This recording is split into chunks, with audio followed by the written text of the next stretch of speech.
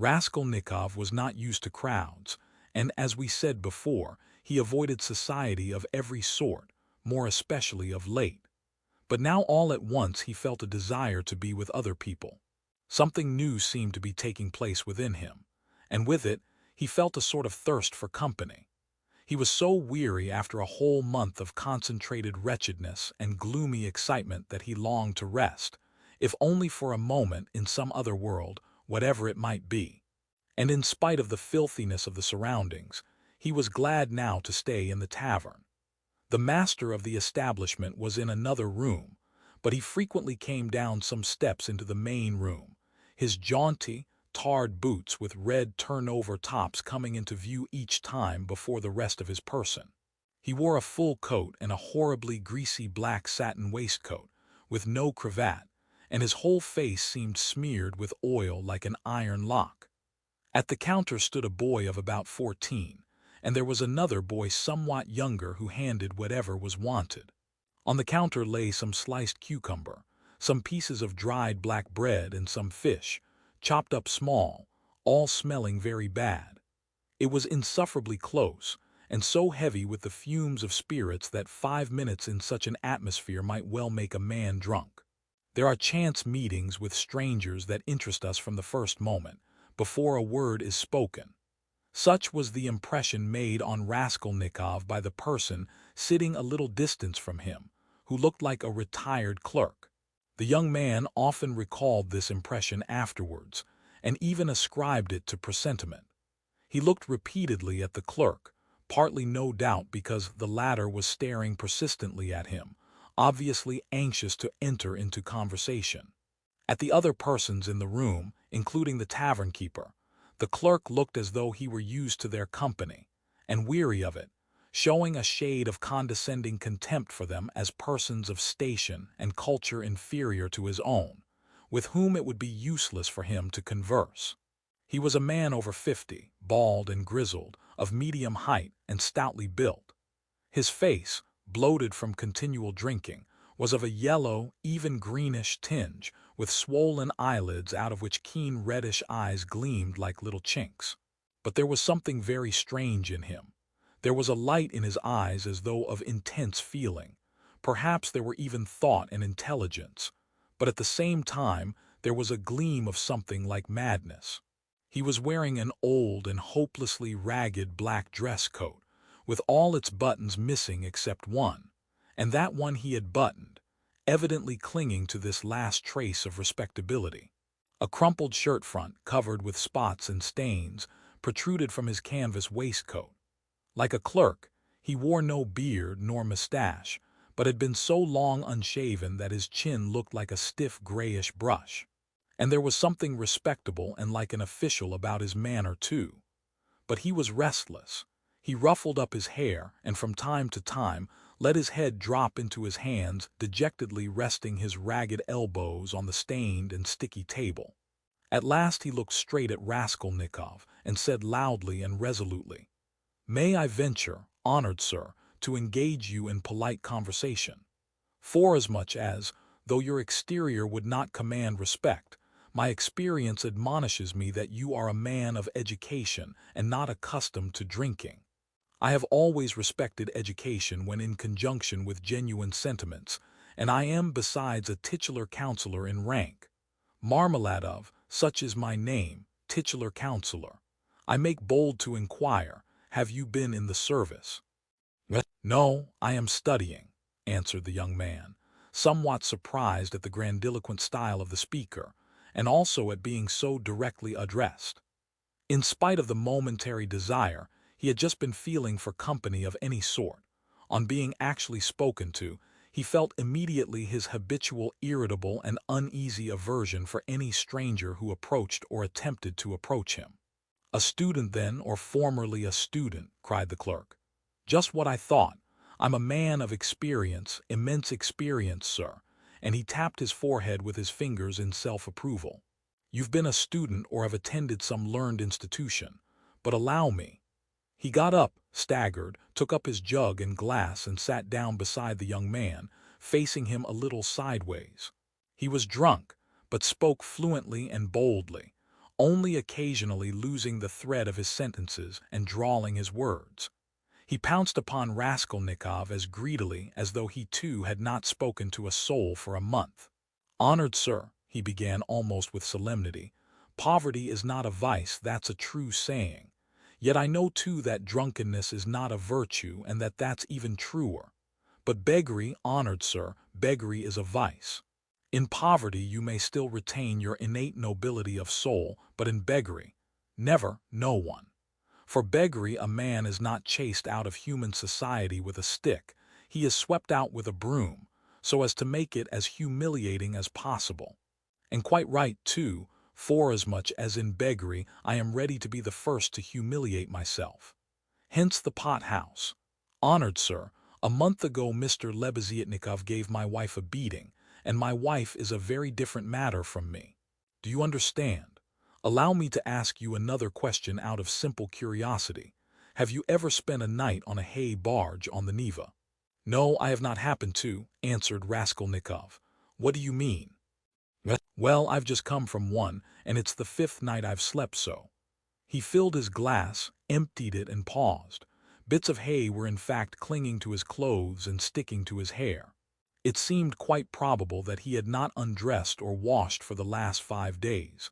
His hands, particularly, were filthy. They were fat and red, with black nails. His conversation seemed to excite a general though languid interest. The boys at the counter fell to sniggering.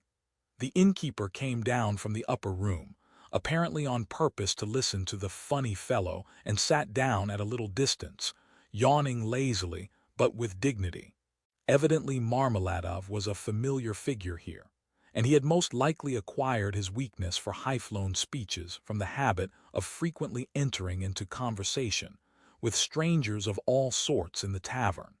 This habit develops into a necessity in some drunkards, and especially in those who are looked after sharply and kept in order at home. Hence, in the company of other drinkers, they try to justify themselves, and even if possible obtain consideration. "Funny fellow," pronounced the innkeeper. "And why don't you work? Why aren't you at your duty if you are in the service?" "Why am I not at my duty, honored sir?" Marmeladov went on, addressing himself exclusively to Raskolnikov, as though it had been he who put that question to him. "Why am I not at my duty? Does not my heart ache to think what a useless worm I am? A month ago, when Mr. Lebeziatnikov beat my wife with his own hands, and I lay drunk, didn't I suffer? Excuse me, young man, has it ever happened to you? Well, to petition hopelessly for a loan." "Yes, it has. But what do you mean by hopelessly?" "Hopelessly in the fullest sense, when you know beforehand that you will get nothing by it. You know, for instance, beforehand with positive certainty that this man, this most reputable and exemplary citizen, will on no consideration give you money. And indeed I ask you, why should he? For he knows, of course, that I shan't pay it back. From compassion. But Mr. Lebeziatnikov, who keeps up with modern ideas, explained the other day that compassion is forbidden nowadays by science itself, and that that's what is done now in England, where there is political economy. Why, I ask you, should he give it to me? And yet, though I know beforehand that he won't, I set off to him and—" "Why do you go?" put in Raskolnikov. "Well, when one has no one, nowhere else one can go. For every man must have somewhere to go, since there are times when one absolutely must go somewhere. When my own daughter first went out with a yellow ticket, then I had to go. For my daughter has a yellow passport," he added in parenthesis, looking with a certain uneasiness at the young man. "No matter, sir, no matter," he went on hurriedly and with apparent composure when both the boys at the counter guffawed and even the innkeeper smiled. "No matter, I am not confounded by the wagging of their heads. For everyone knows everything about it already, and all that is secret is made open. And I accept it all, not with contempt but with humility. So be it, so be it. Behold the man. Excuse me, young man, can you? No, to put it more strongly and more distinctly. Not can you, but dare you, looking upon me, assert that I am not a pig?" The young man did not answer a word. "Well," the orator began again stolidly and with even increased dignity, after waiting for the laughter in the room to subside. Well, so be it. I am a pig, but she is a lady. I have the semblance of a beast, but Katerina Ivanovna, my spouse, is a person of education and an officer's daughter. Granted, granted, I am a scoundrel, but she is a woman of a noble heart, full of sentiments, refined by education. And yet, oh, if only she felt for me. Honored sir, you know every man ought to have at least one place where people feel for him. But Katerina Ivanovna, though she is magnanimous, she is unjust. And yet, although I realize that when she pulls my hair she only does it out of pity, for I repeat without being ashamed, she pulls my hair, young man, he declared with redoubled dignity, hearing the sniggering again. But my God, if she would but once. But no, no, it's all in vain, and it's no use talking. No use talking, for more than once my wish did come true, and more than once she has felt for me, but such is my fate, and I am a beast by nature. Rather, assented the innkeeper, yawning. Marmeladov struck his fist resolutely on the table. Such is my fate. Do you know, sir, do you know, I have sold her very stockings for drink. Not her shoes. That would be more or less in the order of things, but her stockings I have sold for drink. Her mohair shawl I sold for drink, a present to her long ago, her own property, not mine. And we live in a cold room, and she caught cold this winter, and has begun coughing and spitting blood too. We have 3 little children, and Katerina Ivanovna is at work from morning till night. She is scrubbing and cleaning and washing the children, for she's been used to cleanliness from a child. But her chest is weak, and she has a tendency to consumption, and I feel it.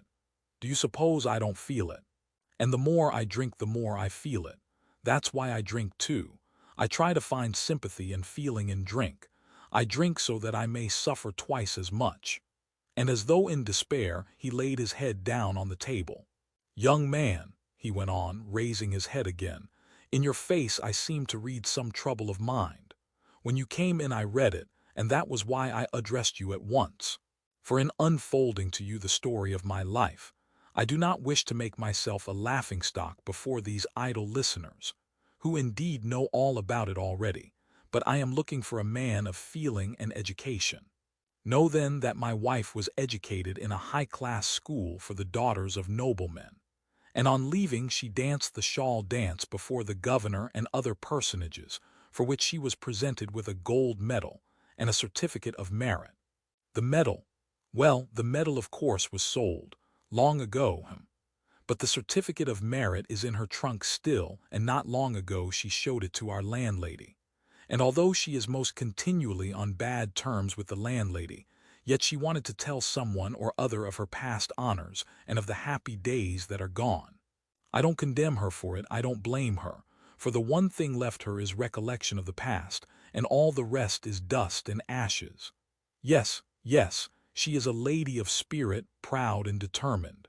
She scrubs the floors herself and has nothing but black bread to eat, but won't allow herself to be treated with disrespect. That's why she would not overlook Mr. Lebeziatnikov's rudeness to her, and so, when he gave her a beating for it, she took to her bed more from the hurt to her feelings than from the blows. She was a widow when I married her, with 3 children, one smaller than the other. She married her first husband, an infantry officer, for love, and ran away with him from her father's house. She was exceedingly fond of her husband, but he gave way to cards, got into trouble, and with that he died. He used to beat her at the end, and although she paid him back, of which I have authentic documentary evidence, to this day she speaks of him with tears, and she throws him up to me. And I am glad that, though only in imagination, she should think of herself as having once been happy. And she was left at his death with 3 children in a wild and remote district where I happened to be at the time. And she was left in such hopeless poverty that, although I have seen many ups and downs of all sort, I don't feel equal to describing it even. Her relations had all thrown her off, and she was proud too, excessively proud. And then, honored sir, and then, I being at the time a widower with a daughter of 14 left me by my first wife, offered her my hand, for I could not bear the sight of such suffering. You can judge the extremity of her calamities, that she, A woman of education and culture and distinguished family should have consented to be my wife. But she did. Weeping and sobbing and wringing her hands, she married me. For she had nowhere to turn. Do you understand, sir? Do you understand what it means when you have absolutely nowhere to turn? No, that you don't understand yet. And for a whole year I performed my duties conscientiously and faithfully and did not touch this. He tapped the jug with his finger, for I have feelings. But even so, I could not please her. And then I lost my place too, and that through no fault of mine but through changes in the office. And then I did touch it. It will be a year and a half ago soon since we found ourselves at last after many wanderings and numerous calamities in this magnificent capital, adorned with innumerable monuments. Here I obtained a situation. I obtained it and I lost it again. Do you understand? This time it was through my own fault I lost it, for my weakness had come out. We have now part of a room at Amalia Fyodorovna Lipovetsky's. And what we live upon and what we pay our rent with I could not say. There are a lot of people living there besides ourselves. Dirt and disorder, a perfect bedlam. Yes. And meanwhile my daughter by my first wife has grown up. And what my daughter has had to put up with from her stepmother while she was growing up, I won't speak of. For though Katerina Ivanovna is full of generous feelings, she is a spirited lady, irritable and short-tempered. Yes. But it's no use going over that. Sonia, as you may well fancy, has had no education. I did make an effort 4 years ago to give her a course of geography and universal history, but as I was not very well up in those subjects myself, and we had no suitable books, and what books we had. Anyway, we have not even those now, so all our instruction came to an end. We stopped at Cyrus of Persia. Since she has attained years of maturity, she has read other books of romantic tendency, and of late she had read with great interest a book she got through Mr. Lebeziatnikov Lew's Physiology, do you know it? And even recounted extracts from it to us, and that's the whole of her education. And now may I venture to address you, honored sir, on my own account with a private question. Do you suppose that a respectable poor girl can earn much by honest work? Not 15 farthings a day can she earn, if she is respectable and has no special talent, and that without putting her work down for an instant.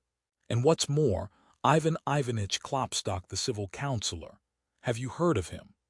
Has not to this day paid her for the half-dozen linen shirts she made him and drove her roughly away, stamping and reviling her, on the pretext that the shirt collars were not made like the pattern and were put in askew. And there are the little ones hungry, and Katerina Ivanovna walking up and down and wringing her hands, her cheeks flushed red, as they always are in that disease. Here you live with us, says she. You eat and drink and are kept warm, and you do nothing to help.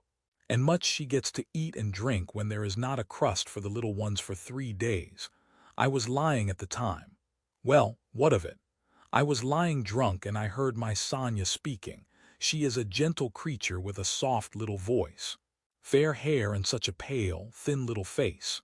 She said, Katerina Ivanovna, am I really to do a thing like that? And Darya Frantsovna, a woman of evil character and very well known to the police, had 2 or 3 times tried to get at her through the landlady. And why not? Said Katerina Ivanovna with a jeer. You are something mighty precious to be so careful of. But don't blame her, honored sir, don't blame her. She was not herself when she spoke, but driven to distraction by her illness and the crying of the hungry children, and it was said more to wound her than anything else. For that's Katerina Ivanovna's character, and when children cry, even from hunger, she falls to beating them at once. At 6 o'clock I saw Sonia get up, put on her kerchief and her cape, and go out of the room, and about 9 o'clock she came back. She walked straight up to Katerina Ivanovna, and she laid 30 rubles on the table before her in silence. She did not utter a word. She did not even look at her. She simply picked up our big green drap de dames shawl. We have a shawl made of drap de dames, put it over her head and face, and lay down on the bed with her face to the wall. Only her little shoulders and her body kept shuddering, and I went on lying there just as before. And then I saw, young man, I saw Katerina Ivanovna, in the same silence go up to Sonia's little bed. She was on her knees all the evening kissing Sonia's feet and would not get up, and then they both fell asleep in each other's arms. Together. Yes, and I lay drunk. Marmeladov stopped short, as though his voice had failed him. Then he hurriedly filled his glass, drank, and cleared his throat. Since then, sir, he went on after a brief pause, since then, owing to an unfortunate occurrence and through information given by evil-intentioned persons, in all which Darya Frantsovna took a leading part on the pretext that she had been treated with want of respect, since then my daughter Sofya Semyonovna has been forced to take a yellow ticket, and owing to that she is unable to go on living with us. For our landlady, Amalia Fyodorovna, would not hear of it, though she had backed up Darya Frantsovna before, and Mr. Lebeziatnikov too. All the trouble between him and Katerina Ivanovna was on Sonia's account. At first he was for making up to Sonia himself, and then all of a sudden he stood on his dignity. "How," said he, "can a highly educated man like me live in the same rooms with a girl like that?" And Katerina Ivanovna would not let it pass. She stood up for her. And so that's how it happened. And Sonia comes to us now, mostly after dark. She comforts Katerina Ivanovna and gives her all she can. She has a room at the Kapernaumovs, the tailors. She lodges with them. Kapernaumov is a lame man with a cleft palate, and all of his numerous family have cleft palates too. And his wife, too, has a cleft palate. They all live in one room, but Sonia has her own, partitioned off. Yes, very poor people and all with cleft palates. Yes. Then I got up in the morning and put on my rags, lifted up my hands to heaven and set off to His Excellency Ivan Afanasievich. His Excellency Ivan Afanasievich, do you know him? No. Well then, it's a man of God you don't know. He is wax before the face of the Lord, even as wax melteth. His eyes were dim when he heard my story. Marmeladov, once already you have deceived my expectations. I'll take you once more on my own responsibility. That's what he said. Remember, he said, and now you can go. I kissed the dust at his feet, in thought only, for in reality he would not have allowed me to do it, being a statesman and a man of modern political and enlightened ideas. I returned home, and when I announced that I'd been taken back into the service and should receive a salary, heavens, what a to-do there was. Marmeladov stopped again, in violent excitement. At that moment, a whole party of revelers already drunk came in from the street, and the sounds of a hired concertina and the cracked piping voice of a child of 7 singing, the Hamlet, were heard in the entry. The room was filled with noise. The tavern-keeper and the boys were busy with the newcomers. Marmeladov, paying no attention to the new arrivals, continued his story. He appeared by now to be extremely weak, but as he became more and more drunk, he became more and more talkative. The recollection of his recent success in getting the situation seemed to revive him, and was positively reflected in a sort of radiance on his face. Raskolnikov listened attentively. "That was 5 weeks ago, sir." "Yes." As soon as Katerina Ivanovna and Sonia heard of it, mercy on us, it was as though I stepped into the kingdom of heaven. It used to be, you can lie like a beast, nothing but abuse. Now they were walking on tiptoe, hushing the children. Semyon Zaharovich is tired with his work at the office. He is resting, shh. They made me coffee before I went to work and boiled cream for me. They began to get real cream for me, do you hear that? And how they managed to get together the money for a decent outfit. 11 rubles, 50 kopecks, I can't guess. Boots, cotton shirt fronts, most magnificent, a uniform, they got up all in splendid style, for 11 rubles and a half. The first morning I came back from the office I found Katerina Ivanovna had cooked 2 courses for dinner, soup and salt meat with horse radish, which we had never dreamed of till then. She had not any dresses. None at all, but she got herself up as though she were going on a visit. And not that she'd anything to do it with, she smartened herself up with nothing at all. She'd done her hair nicely, put on a clean collar of some sort, cuffs, and there she was, quite a different person.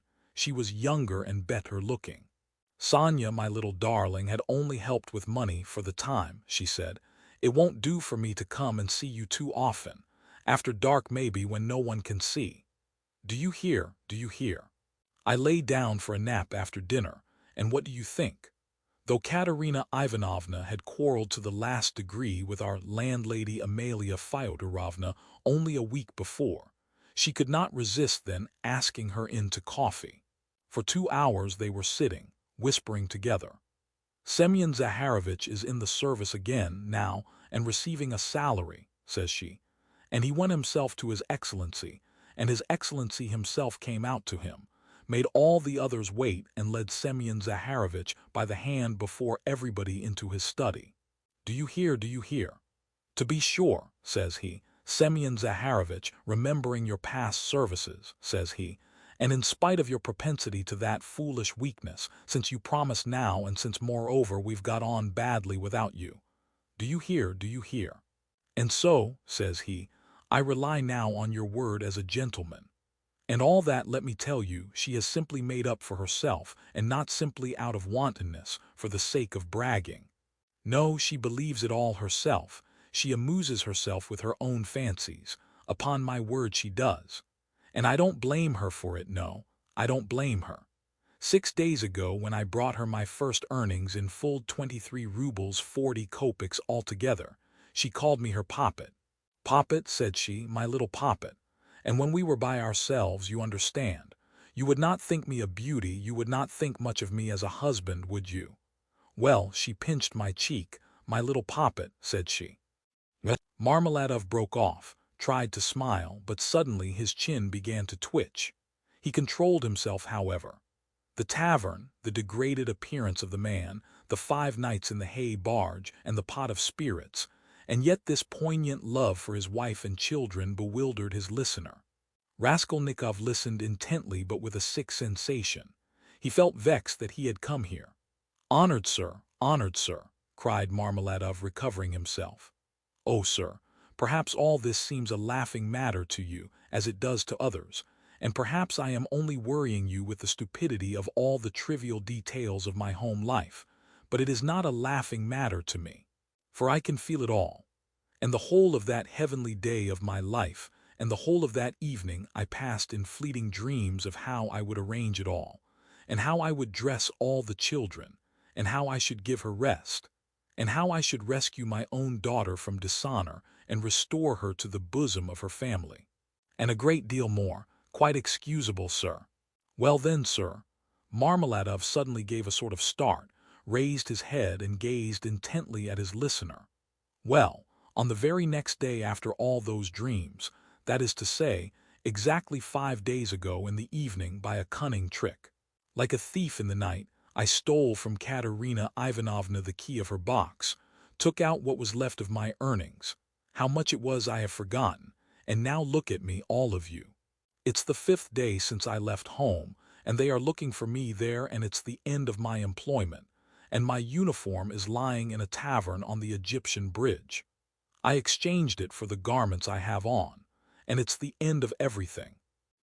Marmeladov struck his forehead with his fist, clenched his teeth, closed his eyes, and leaned heavily with his elbow on the table.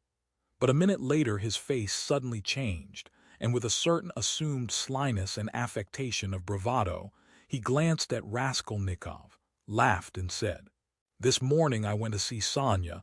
I went to ask her for a pick-me-up. He. You don't say she gave it to you," cried one of the newcomers. He shouted the words and went off into a guffaw. "This very quart was bought with her money," Marmeladov declared, addressing himself exclusively to Raskolnikov. 30 kopecks she gave me with her own hands, her last, all she had, as I saw. She said nothing, she only looked at me without a word. Not on earth, but up yonder. They grieve over men, they weep, but they don't blame them, But it hurts more when they don't blame. 30 kopecks, yes, and maybe she needs them now, eh? What do you think, my dear sir? For now she's got to keep up her appearance. It costs money, that smartness, that special smartness, you know. Do you understand? And there's pomatum, too, you see. She must have things. petticoats, starched ones, shoes too, real jaunty ones to show off her foot when she has to step over a puddle. Do you understand, sir? Do you understand what all that smartness means? And here I, her own father, here I took 30 kopecks of that money for a drink, and I am drinking it, and I have already drunk it. Come, who will have pity on a man like me, eh? Are you sorry for me, sir, or not? Tell me, sir, are you sorry or not? He. He would have filled his glass, but there was no drink left. The pot was empty. What are you to be pitied for? Shouted the tavern keeper, who was again near them. Shouts of laughter and even oaths followed. The laughter and the oaths came from those who were listening, and also from those who had heard nothing but were simply looking at the figure of the discharged government clerk. To be pitied? Why am I to be pitied? Marmeladov suddenly declaimed, standing up with his arm outstretched as though he had been only waiting for that question. Why am I to be pitied, you say? Yes. There's nothing to pity me for. I ought to be crucified on a cross, not pitied. Crucify me, O judge, crucify me, but pity me. And then I will go of myself to be crucified, for it's not merry-making I seek but tears and tribulation. Do you suppose, you that sell, that this pint of yours has been sweet to me? It was tribulation I sought at the bottom of it, tears and tribulation, and have found it, and I have tasted it. But he will pity us who has had pity on all men, who has understood all men and all things. He is the one, he too is the judge. He will come in that day and he will ask, where is the daughter who gave herself for her cross, consumptive stepmother, and for the little children of another? Where is the daughter who had pity upon the filthy drunkard, her earthly father, undismayed by his beastliness? And he will say, come to me, I have already forgiven thee once. I have forgiven thee once. Thy sins which are many are forgiven thee, for thou hast loved much. And he will forgive my Sonia, he will forgive, I know it. I felt it in my heart when I was with her just now. And he will judge and will forgive all, the good and the evil, the wise and the meek. And when he has done with all of them, then he will summon us. You too come forth, he will say. Come forth, ye drunkards, come forth, ye weak ones, come forth, ye children of shame. And we shall all come forth without shame and shall stand before him. And he will say unto us, ye are swine made in the image of the beast and with his mark, but come ye also. And the wise ones and those of understanding will say, O Lord, why dost thou receive these men? And he will say, this is why I receive them, O ye wise, this is why I receive them, O ye of understanding, that not one of them believed himself to be worthy of this. And he will hold out his hands to us, and we shall fall down before him, and we shall weep, and we shall understand all things. Then we shall understand all, and all will understand, Katerina Ivanovna even. She will understand. Lord, thy kingdom come. And he sank down on the bench exhausted and helpless, looking at no one, apparently oblivious of his surroundings and plunged in deep thought. His words had created a certain impression. There was a moment of silence, but soon laughter and oaths were heard again. That's his notion.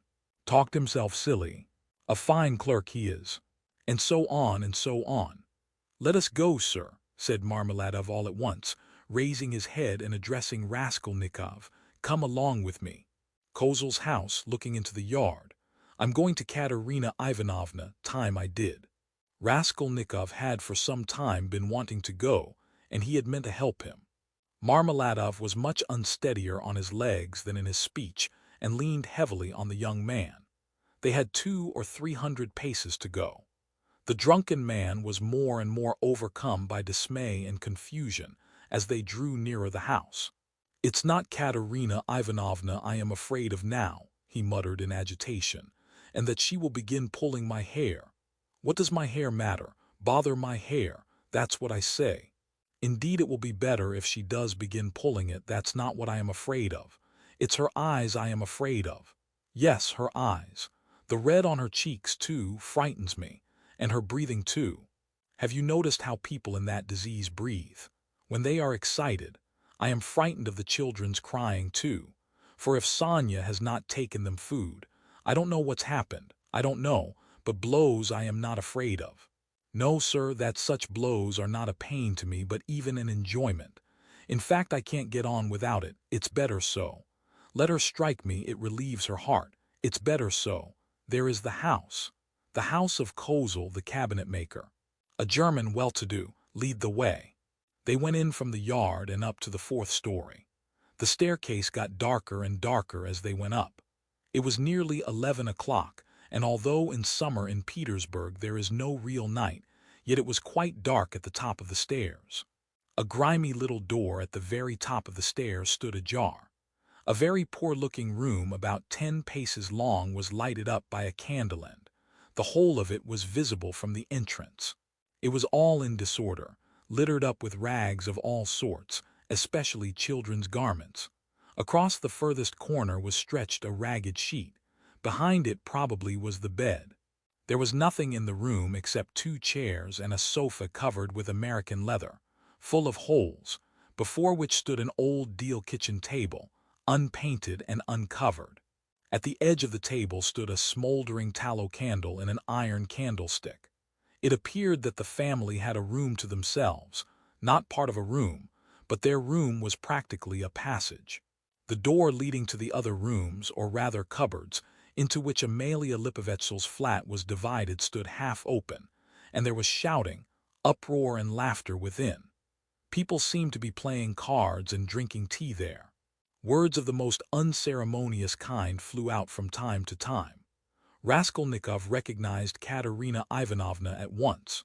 She was a rather tall, slim and graceful woman, terribly emaciated, with magnificent dark brown hair and with a hectic flush in her cheeks. She was pacing up and down in her little room, pressing her hands against her chest. Her lips were parched, and her breathing came in nervous, broken gasps. Her eyes glittered as in fever and looked about with a harsh, immovable stare. And that consumptive and excited face, with the last flickering light of the candle end playing upon it, made a sickening impression. She seemed to Raskolnikov about 30 years old, and was certainly a strange wife for Marmeladov. She had not heard them and did not notice them coming in. She seemed to be lost in thought, hearing and seeing nothing. The room was close, but she had not opened the window. A stench rose from the staircase, but the door on to the stairs was not closed. From the inner room's clouds of tobacco smoke floated in. She kept coughing, but did not close the door. The youngest child, a girl of 6, was asleep, sitting curled up on the floor with her head on the sofa. A boy a year older stood crying and shaking in the corner. Probably he had just had a beating. Beside him stood a girl of 9 years old, tall and thin, wearing a thin and ragged chemise with an ancient cashmere pelisse flung over her bare shoulders, long outgrown and barely reaching her knees. Her arm, as thin as a stick, was round her brother's neck. She was trying to comfort him, whispering something to him, and doing all she could to keep him from whimpering again. At the same time, her large dark eyes, which looked larger still from the thinness of her frightened face, were watching her mother with alarm. Marmeladov did not enter the door, but dropped on his knees in the very doorway, pushing Raskolnikov in front of him. The woman, seeing a stranger, stopped indifferently facing him, coming to herself for a moment and apparently wondering what he had come for. But evidently she decided that he was going into the next room, as he had to pass through hers to get there. Taking no further notice of him, she walked towards the outer door to close it and uttered a sudden scream on seeing her husband on his knees in the doorway. "Ah!" she cried out in a frenzy. "He has come back. The criminal, the monster. And where is the money? What's in your pockets? Show me. And your clothes are all different. Where are your clothes? Where is the money? Speak." And she fell to searching him. Marmeladov submissively and obediently held up both arms to facilitate the search. Not a farthing was there. "Where is the money?" she cried. "Mercy on us, can he have drunk it all?" There were 12 silver rubles left in the chest, and in a fury she seized him by the hair and dragged him into the room. Marmeladov seconded her efforts by meekly crawling along on his knees. "And this is a consolation to me. This does not hurt me, but is a positive consolation. Ho nu red, sir," he called out, shaken to and fro by his hair, and even once striking the ground with his forehead. The child asleep on the floor woke up and began to cry. The boy in the corner, losing all control, began trembling and screaming and rushed to his sister in violent terror, almost in a fit. The eldest girl was shaking like a leaf. He's drunk it all," the poor woman screamed in despair. "And his clothes are gone, and they are hungry." And wringing her hands, she pointed to the children. "Oh, accursed life! And are you not ashamed?" She pounced all at once upon Raskolnikov, from the tavern. "Have you been drinking with him? You have been drinking with him too. Go away." The young man was hastening away, without uttering a word. The inner door was thrown wide open, and inquisitive faces were peering in at it. Coarse, laughing faces with pipes and cigarettes and heads wearing caps thrust themselves in at the doorway. Further in could be seen figures in dressing gowns flung open, in costumes of unseemly scantiness, some of them with cards in their hands. They were particularly diverted when Marmeladov, dragged about by his hair, shouted that it was a consolation to him. They even began to come into the room. At last, a sinister, shrill outcry was heard. This came from Amalia Lipovetsel herself, pushing her way amongst them and trying to restore order after her own fashion, and for the 100th time to frighten the poor woman by ordering her, with coarse abuse, to clear out of the room next day. As he went out, Raskolnikov had time to put his hand into his pocket, to snatch up the coppers he had received in exchange for his rouble in the tavern, and to lay them unnoticed on the window. Afterwards, on the stairs, he changed his mind and would have gone back. "What a stupid thing I've done," he thought to himself. "They have Sonia and I want it myself." But reflecting that it would be impossible to take it back now, and that in any case he would not have taken it, he dismissed it with a wave of his hand and went back to his lodging. "Sonia wants pomatum too," he said as he walked along the street, and he laughed malignantly. "Such smartness costs money.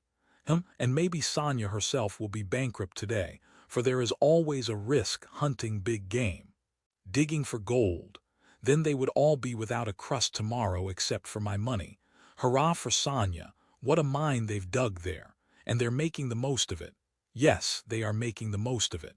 They've wept over it and grown used to it. Man grows used to everything, the scoundrel." He sank into thought. "And what if I am wrong?" he cried suddenly after a moment's thought. "What if man is not really a scoundrel, man in general, I mean, the whole race of mankind? Then all the rest is prejudice, simply artificial terrors, and there are no barriers, and it's all as it should be."